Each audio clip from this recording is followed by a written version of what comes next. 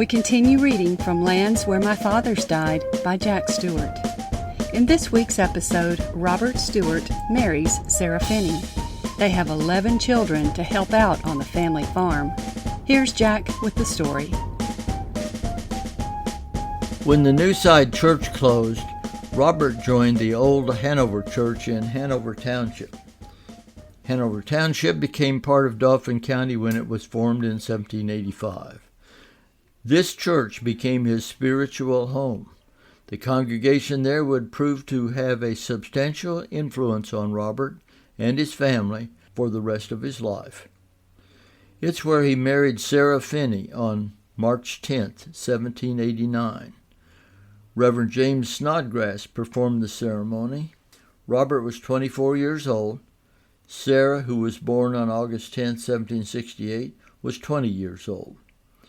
Reverend John Cuthbertson had baptized Sarah, the daughter of Thomas and Susanna Finney, on October 9th in 1768. A month after Robert and Sarah were married, George Washington was sworn in as the first president of the United States. During the course of his life, Robert Stewart would live through the terms of the first 14 U.S. presidents, from Washington to Franklin Pierce. Robert's mother, Nancy Stewart, died the year after his marriage. She was laid to rest in the Old Covenanter Newside Cemetery in Harrisburg, alongside Hugh Stewart's first wife, Hannah Stewart. The death of Nancy Stewart was hard on the family. Robert was close to his mother, as were his younger siblings. Hugh lived in the old homestead, and Robert provided the consolation that his father needed in this difficult time. Over the next 21 years, Robert and Sarah had 11 children, 5 boys and 6 girls. Agnes, Nancy that is, Crane, was born January 19, 1790. Susanna was born on November 5, 1791. Thomas P. on May 31, 1794. Robert II on September 17, 1795. Sarah on May 22, 1797. Mary on November 30, 1798. Jane on April 7, 1800. Samuel on April 22, 1802. John on September 30, 1803. Margaret on October 10, 1806, and finally William Crawford on August 22, 1810. All of their children were born in Hanover Township in Dauphin County, Pennsylvania. The old Hanover Church was a major part of Robert's adult life and that of his family. The church stood about 3 miles from the mountains and 11 miles from the city of Harrisburg. It was on Bow Creek, a tributary of the Swatara Creek, 3 miles from Monada Gap. It was 6 miles from Robert's home to the church. The original name of Old Hanover Church was Monada, the Indian name for the nearby creek. It was a plain, substantial stone structure with a brick schoolhouse on the site. The earliest records of it date back to 1735. The congregation formed in 1737 and grew as the population of the area increased for the next century. The church owned no ground beyond a few acres surrounding the church, part of which was used as a burial ground. The old burial ground was still there in 1984 when Jack and Pat Stewart visited. It was located near the Grantville interchange of Highway Interstate 81, just behind an Amoco gasoline station.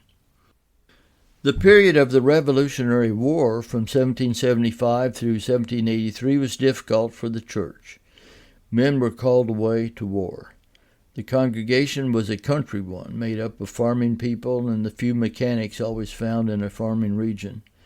The people were poor. In 1781, they made a call for Reverend Matthew Woods to pastor their congregation.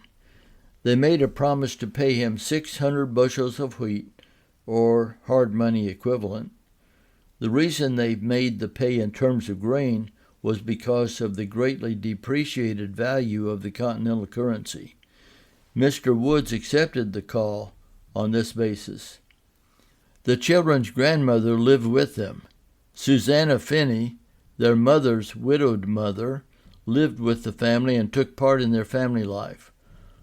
What the children learned about Grandmother Finney was that grandmas could be pew pinchers.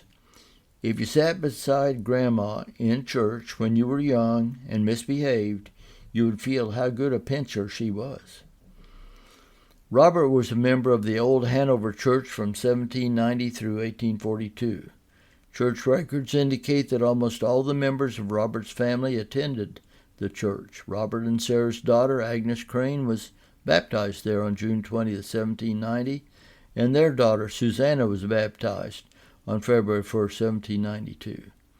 In 1797, Robert was assessed £1 11 shillings for funds to complete the Hanover graveyard wall. Samuel Stewart, Jr., Robert's cousin, died in 1803 and is buried in the Hanover church graveyard. Ironically, many of the Stewart family members who died in Hanover Township are not buried in the Hanover church graveyard. The families of Hugh and Robert Stewart are buried in the Newside Cemetery in Harrisburg, located in Paxton Township. Hugh was committed to the Old Covenanter Church his whole life until it was torn down. His resolve led to his burial here, and his son Robert's family continued that practice, where Robert and his wife Sarah died.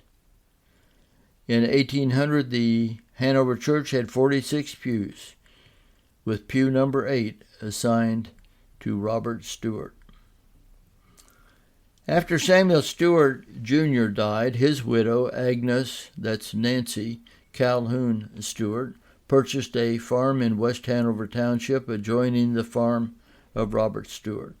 The two families were very close, and 3 of the Samuel Stewart, Jr. family married their second cousins in Hugh Stewart's family.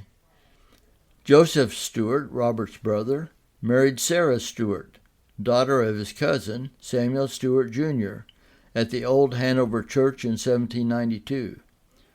Robert's sister, Mary, she was called Polly, married her second cousin, Charles Stewart, son of Samuel Stewart, Jr., there in 1802.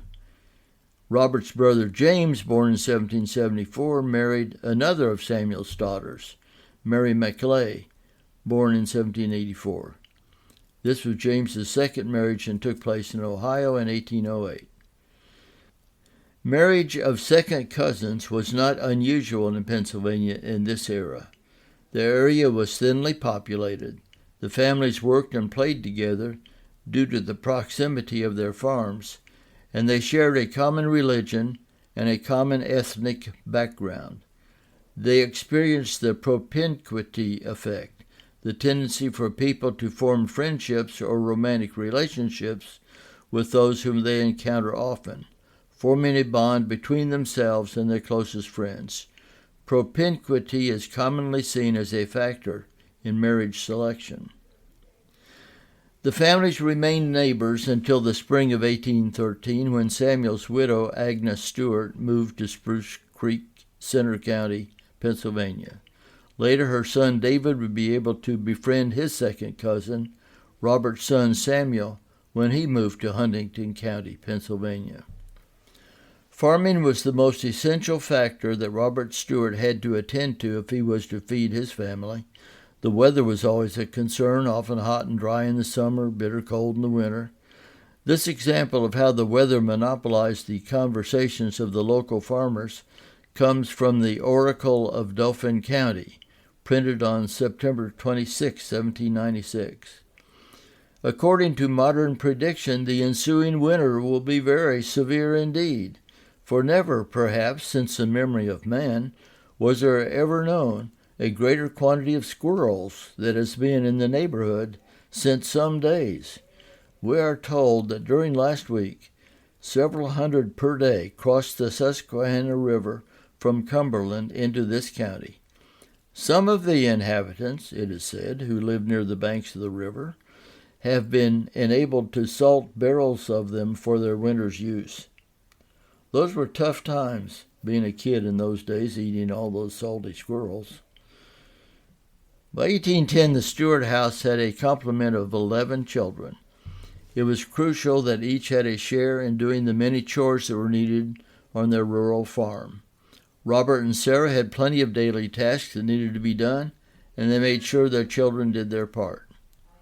When Thomas and Robert II were teens, they became their father's field hands. They would make sure the cows were led out to pasture each morning and bring them into the shed for milking twice a day. In the winter, they would be sure to feed them hay. When the fields needed to be plowed, they were the ones to hitch up the team of horses so they could harrow the potatoes and plow for the next crop. They set out the young, deep green tobacco plants in May, hoed the tobacco in the summer heat, and cut the tobacco before the first frost. They helped their father mend the fences, birth the calves, cut firewood for the fireplaces, and bale the hay. What they really hated was the first week of August, when they had to top the tobacco by removing the flowers and suckers. What they did for fun was hunt for rabbits, squirrels, and pheasants, always good for a few special treats on the table. The older girls, Nancy and Susanna, provided the support their mother needed to keep the family in food. They milked the cows twice a day to supply milk for the family. They churned butter, made lye soap, and cooked meals for the family, and hired hands when they were around. The teenage girls, Sarah and Mary, were glad to groom and feed the horses, which they enjoyed. What they did not enjoy so much, but they had to do anyway, was wash the clothes, do the dishes, feed the dogs, and pump water from the well. When that was caught up, they helped their mother dip candles. The little girls, Jane and Margaret, had lighter-duty chores, but necessary ones. They fed the chickens every morning and evening, gathered eggs, weeded the vegetable garden, and kept the baby Billy occupied. Samuel and John, not old enough to do the heavy-duty field work like their older brothers, had some of the least desirable tasks. They slopped the hogs daily, cleaned out the manure once a week, and cut corn stalks by hand at the end of the season, or cut the ears from the stalks in the field, cut the hay with a scythe, and loaded the hay on a wagon using long-handled two-pronged forks. In the winter, they had to shovel paths by hand through the snowdrifts to the nearby creek for the cows. Coming up next week, all of Robert Stewart's children played an important role as the family butchers the hog to ensure they had meat throughout the winter. Please come back next week for the episode titled Hog Butchering Season on the Farm.